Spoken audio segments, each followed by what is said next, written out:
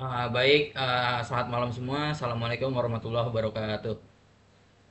Pada malam kali ini saya akan menjelaskan ke kalian semua terkait uh, tiga perwakilan dari probabilistic loss, regression loss, dan juga ada high loss for maximum margin class.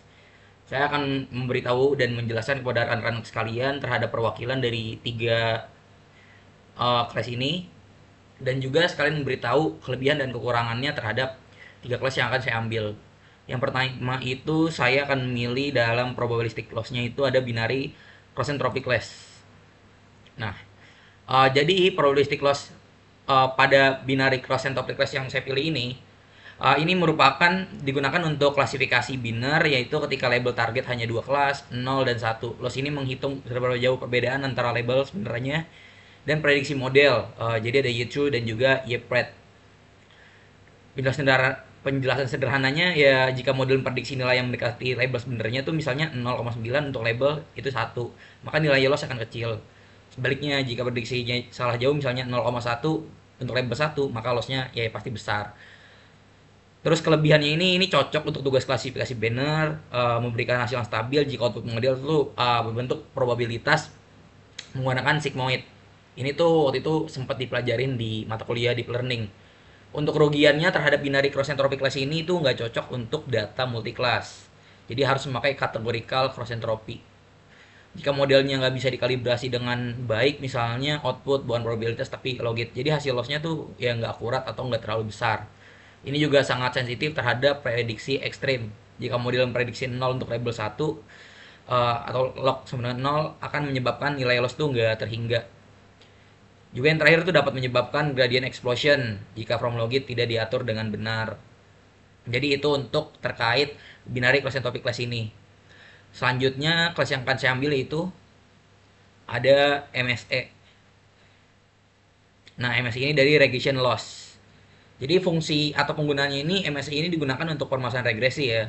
Di deep learning lagi-lagi kita juga udah belajar, yaitu terkait ketika target keluaran berupa nilai kontinu bukan kelas. Loss ini mengukur rata-rata dari kuadrat. Perbedaannya ya nilai ini sebenarnya merupakan hasil prediksi model. Jadi untuk kelebihan dari MSE ini dibanding tes yang tadi kita ambil ya, ini tuh sederhana dan mudah buat dihitung, cocok buat regresi, misalnya memprediksi harga, suhu, dan sebagainya. Kerugiannya ini sangat sensitif terhadap outlier, kesalahan besar akan dikuadratkan, membuat model fokus berlebihan pada data ekstrim dan mengabaikan data umum. Ini juga nggak cocok untuk klasifikasi karena outputnya bukan probabilitas.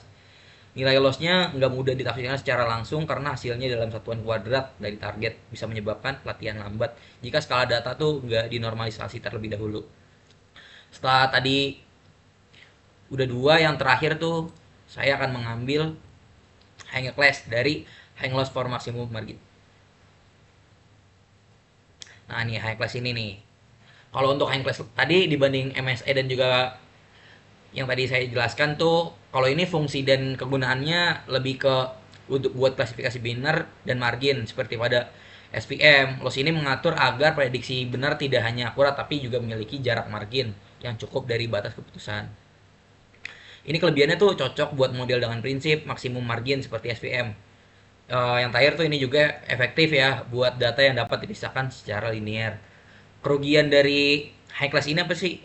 Kerugiannya tuh ini nggak bisa ngasilin probabilitas. Jadi high loss cuma bekerja dengan skor mentah, bukan nilai antara 0 dan juga 1. Ini juga nggak cocok data non linear tanpa kernel tambahan atau lapisan kompleks.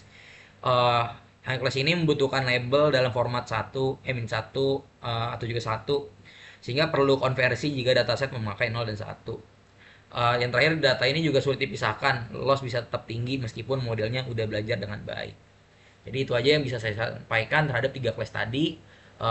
Baik kurangnya, assalamualaikum warahmatullahi wabarakatuh.